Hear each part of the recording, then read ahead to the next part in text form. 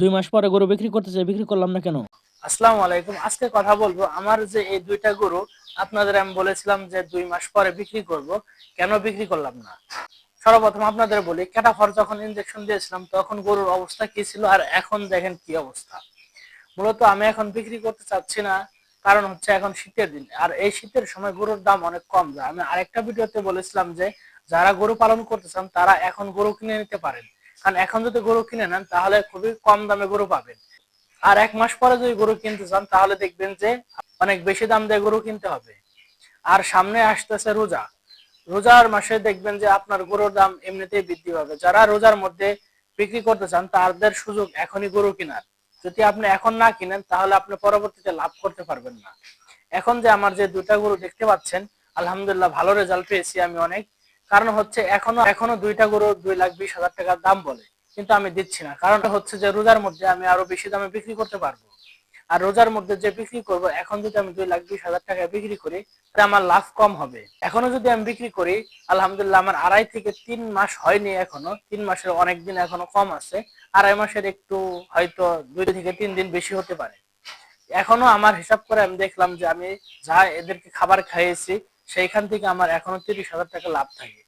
যদি ২.৫ মাসের মধ্যে আমি দুইটা গরু থেকে ৩০,০০০ টাকা লাভ করতে পারি তাহলে আলহামদুলিল্লাহ। এটা কি যথেষ্ট নয়?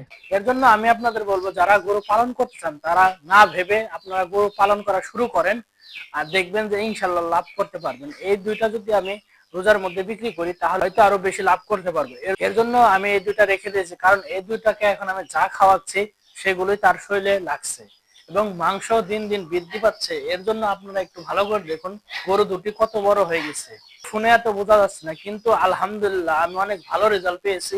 এর জন্য আপনাদের আমি বলছি, যদি আপনারা গরু কিনতে চান এখনই কিনে ফেলুন, আর যারা বিক্রি করতে চান তারা এখন না বিক্রি করে আর ২ মাস পরে রোজার ঈদের আগে আপনারা বিক্রি করেন, আপনারা তখন বেশি লাভ করতে পারবেন। তো এই কারণেই আমি এখন গরু বিক্রি করি নাই, যে এখন শীতের মাস, এখন গরুর দাম একটু কম। আশা করি পরবর্তীতে যখন বাড়বে এবং রমজান মাসে আশা করি এবার গরুর অনেক দাম যাবে। এর জন্য আমি গরু দুটো রেখে দিয়েছি, আশা করি এইখান থেকে আমি ভালো পরিমাণে লাভ করতে পারবো।